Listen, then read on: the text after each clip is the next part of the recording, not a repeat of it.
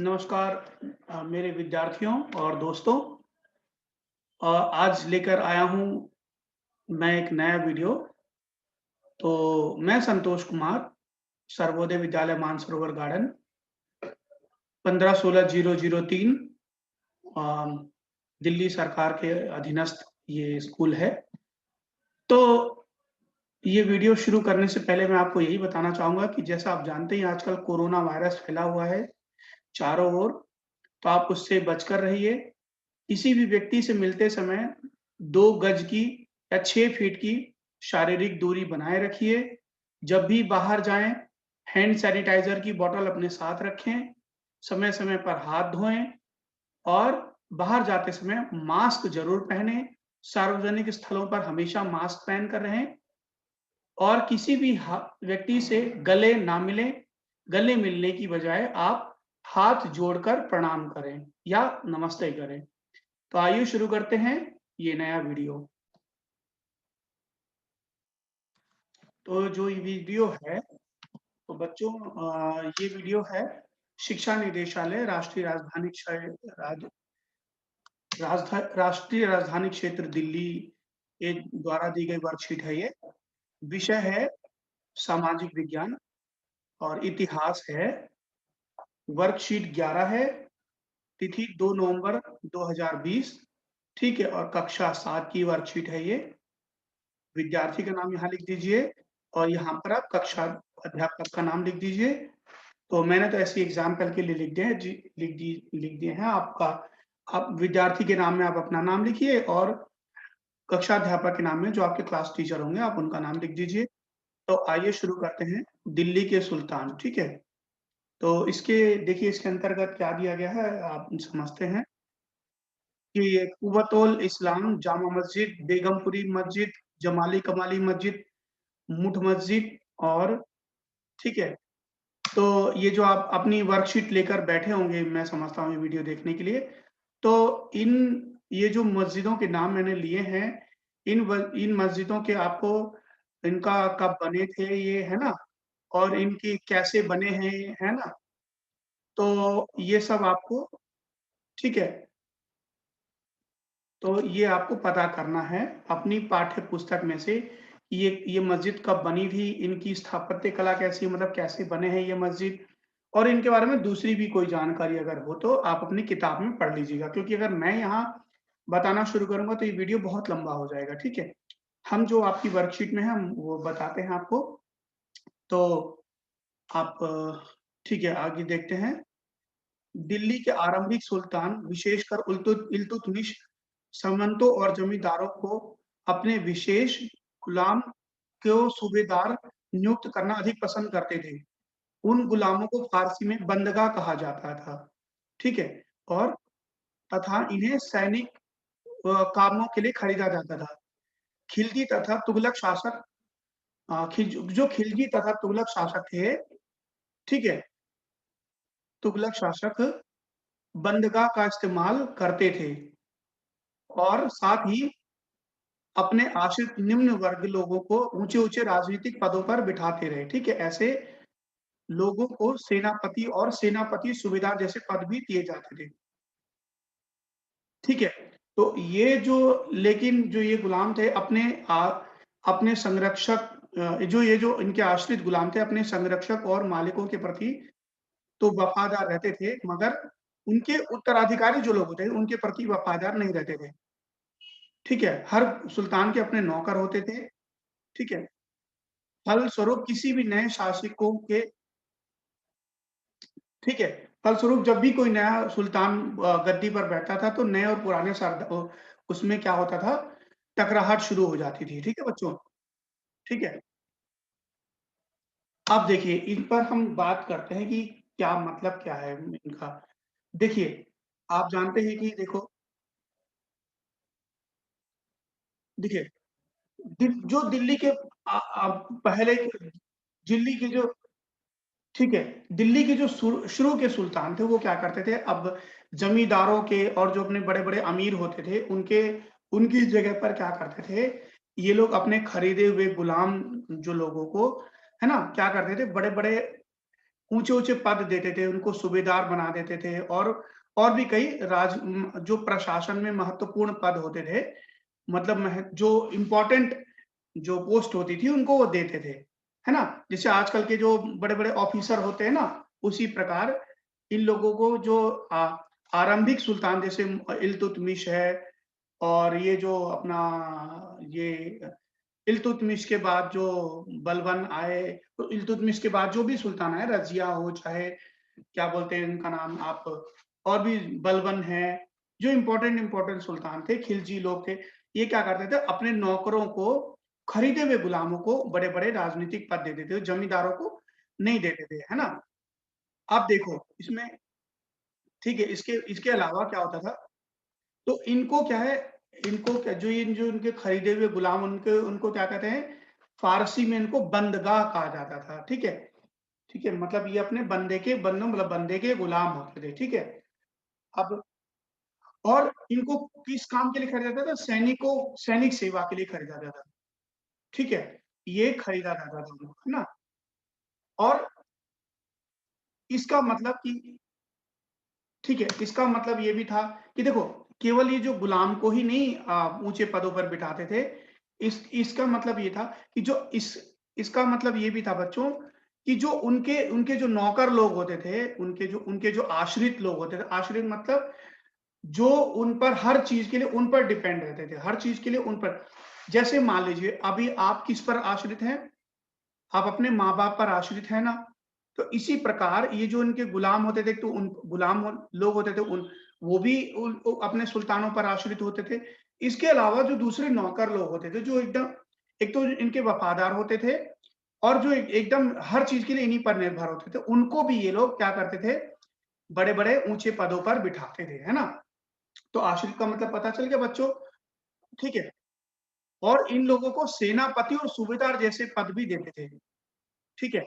लेकिन ये जो लोग क्या करते थे, ठीक है? ये लोग जो क्या करते थे, ये जो नौकर थे और ये जो गुलाम थे, ये जो लोग इनको नियुक्त करते थे, जो लोग इनको बड़ी-बड़ी पोस्टें देते थे, है ना? उन पर तो उनके प्रति तो वफ़ादार रहते थे।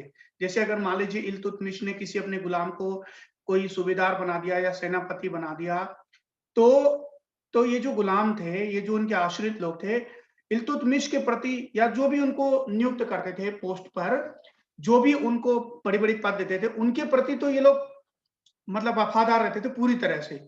लेकिन उनकी जो उत्तराधिकारी थी मतलब जो दूसरा राजा आता था, दूसरे सुल्तान आते थे, उनके प्रति ये जो है उनके लिए ये वफ़ादार नहीं रहते थे। है ना? जैसे मान लीजिए तो जो इल्तुतमिश ने जो जिन गुलामों को या अपने जिन नौकरों को, है ना? या जिन आश्रित लोगों को बड़े-बड़े पद दिए होंगे, तो जो उनके बाद जो रज़िया बनी थी सुल्तान, उनके प्रति ये लोग वफ़ादार नहीं रहे होंगे। तो इस कारण क्या होता था, जब भी कोई नया सुल्तान गद्दी पर बैठता था, तो जो पुराने सुल्तान के वफ़ादार थे और जो नए सुल्तान के वफ़ादार हैं, वो जो सरदार हैं, पुराने सरदार, उनमें टकराव शुरू हो जाता था, है ना बच्चों? तो ये है अब देखिए आगे, तो आगे वर्कशीट में क्या दिया आपकी देखते हैं? ठीक है, सुल्तानों की तरह खलजी और तुगलक शासकों ने भी भिन्न-भिन्न आकार के इलाकों में, ठीक है? ठीक है, भिन्न-भिन्न आकार के इलाकों में सूबेदारों को नियुक्त किया, है ना बच्चों? किया। अभी ये इलाके इक्ता कहलाते थे और इनको जो सँभालने वाले थे, क्या कहलाते थे? मुफ्ती। मुक मुक्ति कहलाते थे, ठीक है? मुक्ति का फ़र्ज़ था कि मुक्ति का क्या फ़र्ज़ था? देखिए, मुक्ति का फ़र्ज़ देखते हैं क्या-क्या था? ठीक है, आइए। सैनिक अभियानों का नेतृत्व करना और अपने इक्तों में कानून व्यवस्था बनाए रखना, ठीक है? और ये सैनिक सेवाओं के बदले, ठीक है, सैनिक सेवाओं के बदले क्या करते थे, वेतन के रूप में अपने रा जो उनको राजस्व, ठीक है,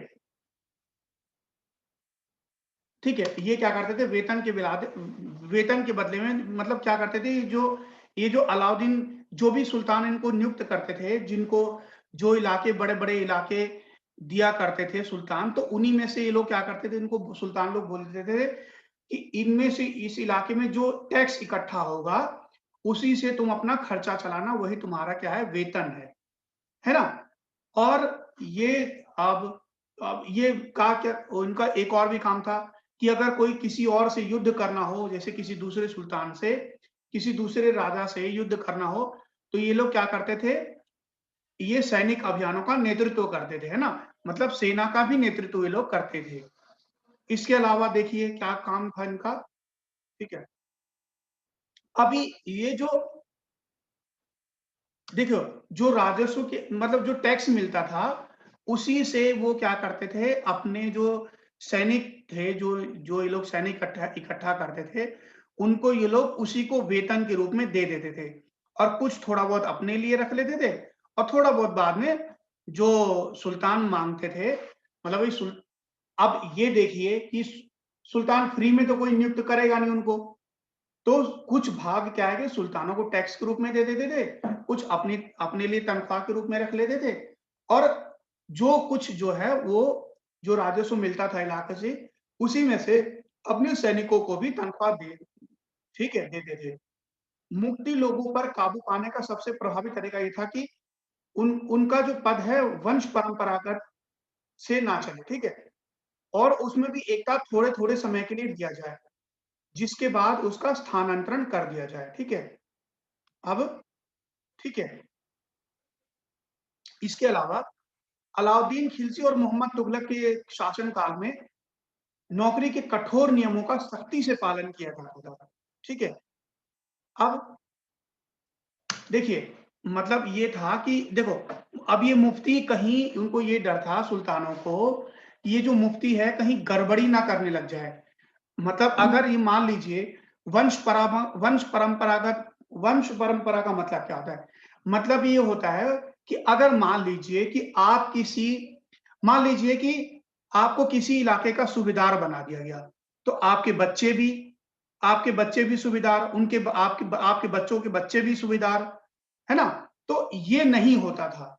मतलब ये मतलब मुफ्तियों को जो इलाके दिए जाते थे जिनमें इनको सूबेदार बनाया जाता था, तो उनको जो है उन पे काबू पाने का सबसे अच्छा ये तरीका था कि ताकि ये लोग गड़बड़ी ना करें, तो क्या किया जाता था?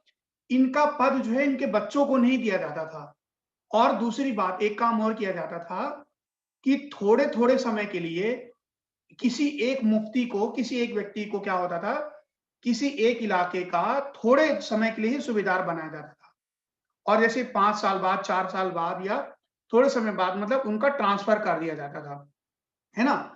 तो ये जो मान लीजिए मैंने किसी बच्चे को एक इलाके का मुफ्ती बना दिया, तो 2-4 साल उसको क्या किया मैंने, वहाँ पर रखा और जब तक उसने अच्छा काम किया और फिर उसको उसकी जगह किसी और को उसी इलाके का क्या बना दिया, सूबेदार बना दिया और जो उ अ, और क्या किया मैंने, जो इस इलाके में पहले सूबेदार था, उसको किसी और इलाके का सूबेदार बना दिया, है कि नहीं?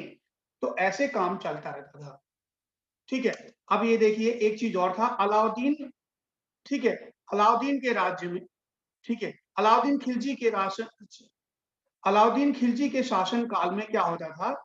आइए देखते हैं, कि शासन काल में भू राजस्व के निर्धारण को भू राजस्व वसूली के कार्य को राज्य अपने हाथ में ले आया, ठीक है?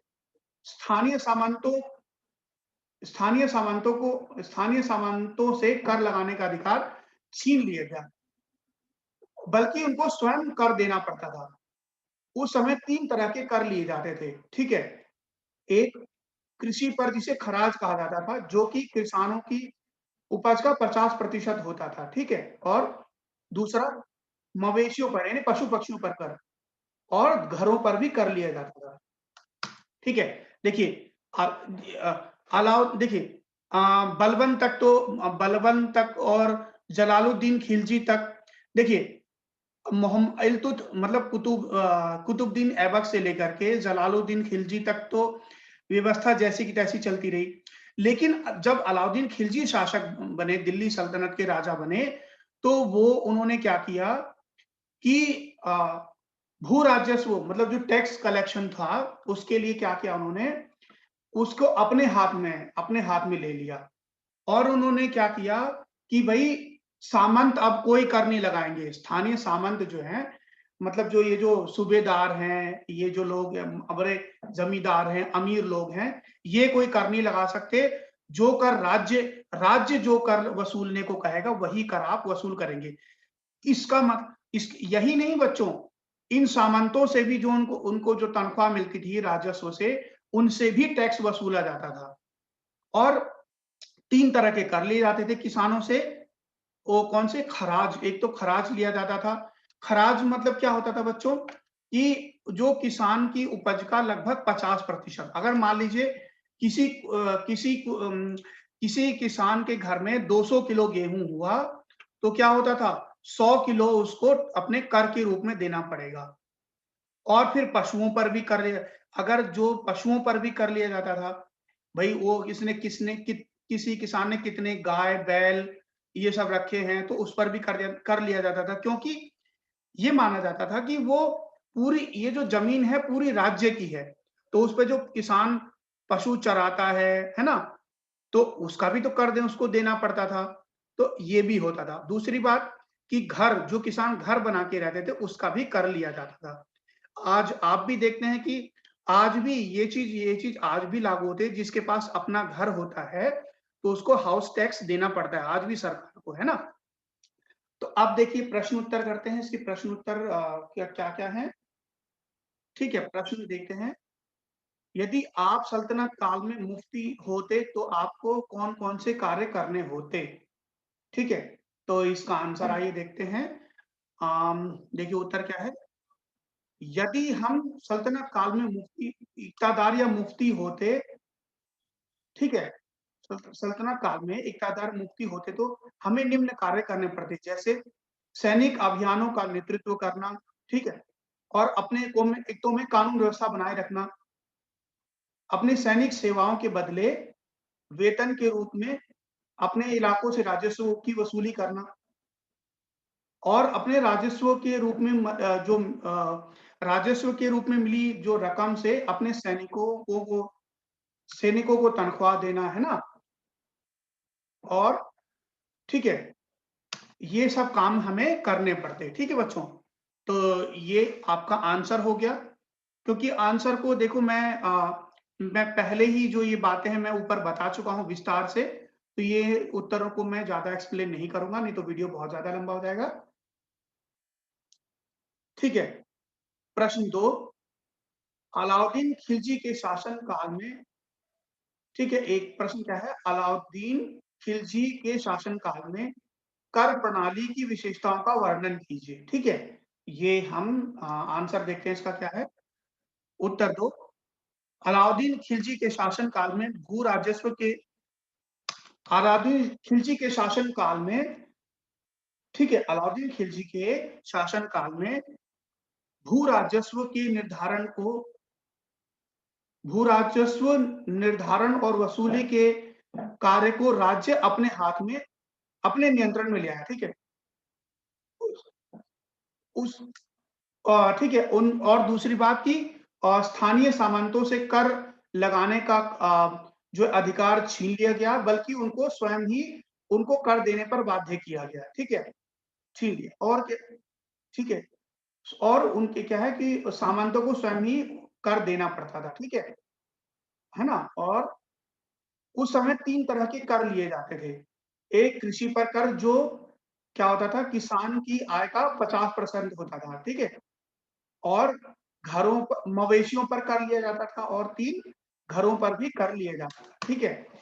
तो क्या है कि देखिए, अलाउद्दीन खिलजी के शासन काल में क्या होता था कि राजस्व वसूली और निर्धारण के कार्य को क्या राज्य अपने नियंत्रण में लिया था।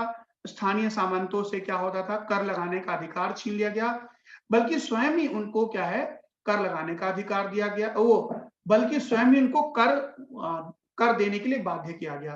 किसानों से क्या है 3 तरह के कर लिए जाते थे। एक खराज खराज कर लिया जाता था, जो कि किसानों की उपज का 50% होता था। दूसरा उनके मवेशियों पर यानी पशुओं पर कर लिया जाता था, है ना? तीसरा क्या है, उनके घरों पर भी कर लिया जाता था। तो आज का वीडियो देखने के लिए बहुत-बहुत धन्यवाद बच्चों, और आगे ठीक है, फिर मिलेंगे अगले वीडियो में। तब तक आप कोरोना वायरस से बचे रहिए, है ना? बहुत-बहुत धन्यवाद इस वीडियो को देखने